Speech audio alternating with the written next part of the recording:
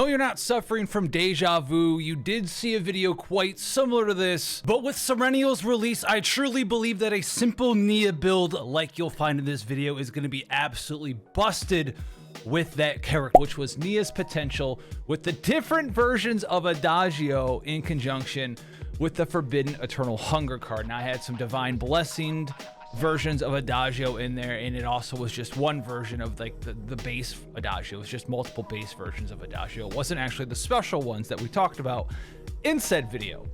Lo and behold, some things are meant to be. I literally ran one Chaos on tier, what, 15? Yeah, 15, because 170 was the cap, and I ran into this. Now, I know it could have been to 170. I was hoping to get like one more thing or something. I don't really know what happened here, but honestly, at the end of the day, I was hoping to get like a Divine Blessing on one of these, right? But at the end of the day here, this is what we're left with. This is pretty cool. Now this is going to showcase some cool stuff that we talked about. So we have both the versions of Adagio. I specifically didn't attempt when I was going in there for this deck, but I got to the boss without Adagio having an epiphany, so I duplicated it before it epiphanied, and I got one version of this later on that epiphanied, and then I got another version of this that epiphanied, and I duplicated it.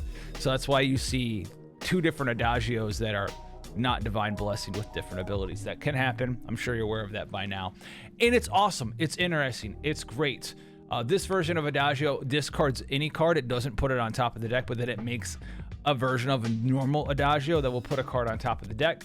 So we use this early on. It's just like a traditional draw one, get a garbage card out of your hand, get an amp therapy, get something that you don't really want to cast that turn out of your hand, dig down towards the Forbidden Eternal Hunger if you gain access to it. And then all the other Adagios that puts cards back on top of the deck, you can draw with them and then put Forbidden Hunger on top of the deck, and then draw Forbidden Hunger with either other copies of Adagio. You can draw it with Nia's Curiosity if you want. You can just draw it with Divine Blessing cards that have card draw on it, or you can pair her with someone else like we're going to be showcasing here with like a base, very basic version of like Veronica. That's just going to be drawing cards with like Repos and Sir Kowalski's, things like that. You can pair her together with these crazy card draw characters, and you'll be making AP out the butt. So we're going to showcase like a pretty basic melee in here. We don't have anything crazy. We have like just your basic run-of-the-mill stuff. The gear's kind of cool as well. But this is really to showcase not the damage, but just the card draw and the damage buffs you'll be able to get once you have some duplications on your NIA, so you can start the battle with rhythm boost and then maintain rhythm boost the entire time by drawing through your deck every turn and cycling, generating a ton of AP.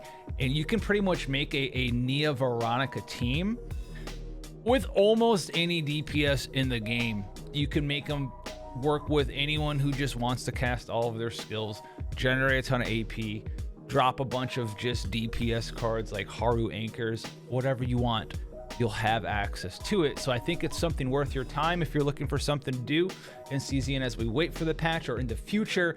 Keep in mind how busted NIA can be, not just with the Forbidden Eternal Hunger card in her save data, but keep it in mind that you can add this to literally any other character's save data, whether it's a DPS or another support, and have a use for it when Nia's in your squad. And there's not really a downside for having it in someone else's save data that isn't going to be abusing it 100% of the time. Like maybe you're not going to be using them with Nia 100% of the time.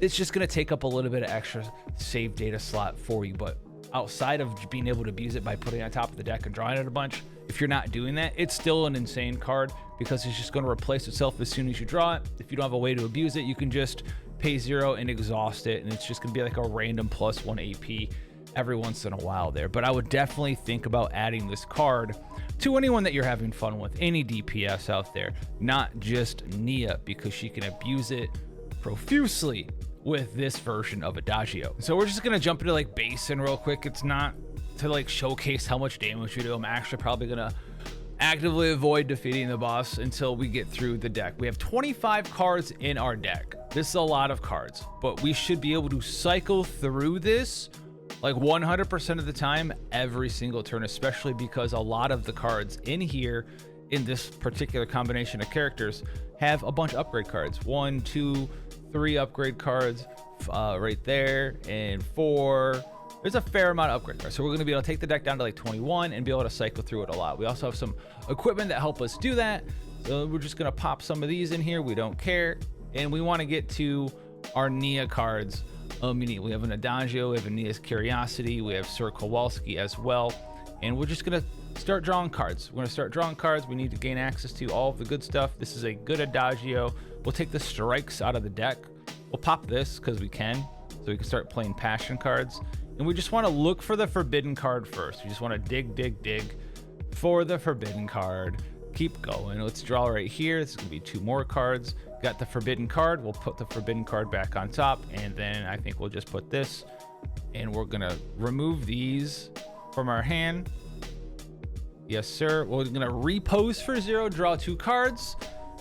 Got a forbidden card here, confiscation. Let's go find another forbidden card possibly. Oh, look at that. We're making mana. Let's cast this. Let's just cast this, get it out of our hand. Let's Adagio now. You know, I'm going to draw 2 cards here. Let's put the forbidden cards here back on top of the deck. Maybe we'll cast a Sir Kowalski. Draw some cards here, draw some extra cards, draw more cards. Oh, look, it's another Adagio. Let's go ahead and cast Adagio and put a forbidden card back on top of our deck, and then cast this buff card. Do you see how ridiculous this is? Do you see how busted this character is? Do you now question why we've been saying that this character is 1000% like a tier 0 character ever since this card has been added to the game? The potential has been there. It is 1000% worth trying to gain access to. It's so good. It's so strong. It's so fun. We love it all the time. Go ahead, cast this confiscation, throw this back in. And you know what? Let's just make a couple pieces of AP. Why not? Let's just cast an amp thing, pop this off. And I guess, well, we weren't here to take the boss out, but we will cast a 16-hit Dragonspire kick on our base Minlin to do a bajillion damage. It's great. It's amazing. Hit that guy for 33,000. Now, we're not going to quit out, because now we're going to show the consistency of being able to consistently and constantly do this. The reason why this is important is because, like, well, now we have, you know, a turn that we started with the forbidden cards in our hand. We're not going to naturally be able to draw into them and get their bonuses immediately. So are they still worthwhile in that kind of scenario? Absolutely. So we have this base version of Adagio. We need to draw some other cards. Let's draw a card here. This is the version where we're just going to straight discard this card, and it's going to create a copy of itself. So now we have the normal Adagio back. We have 1, 2, 3, 4, 5, 6, 7, 8, 9 cards in hand. We're going to move the strikes to the hand just to get them out.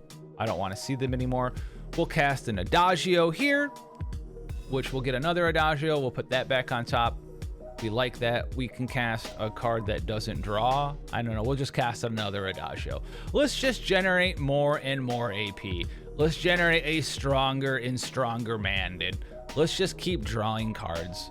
I mean, why not? Let's check to see if we can get another Adagio here. Oh, look, it's an Adagio. Let's draw some more cards, sir. You want to draw some more cards? Cool. Let's put those back. We like that here. I mean, is there anything more that you could do and like and love in this game? Right? We're definitely gonna be able to get through our deck here in a second. Pop this off.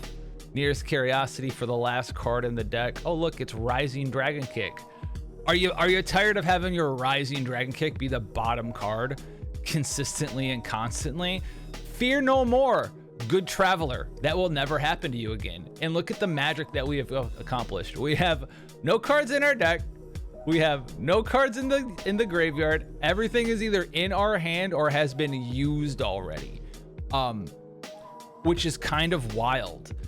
And they were talking about in the live stream, which made me think about this even more, where new kinds of content are coming out. I'm not saying you're going to be able to utilize this for sure in those kinds of content, but kinds of content that remove certain mechanics that hold us back, right? Like the used card system in that sort of gameplay style. So like there might be a new format, a new end game where the used card pile just isn't a thing. Everything just consistently goes into the graveyard pile. And if you were able to put something like this together when that content's released, you'd be able to just infinitely cycle through your deck for forever and actually just go infinite. So maybe the title of this video will be, you know, how to go infinity and beyond.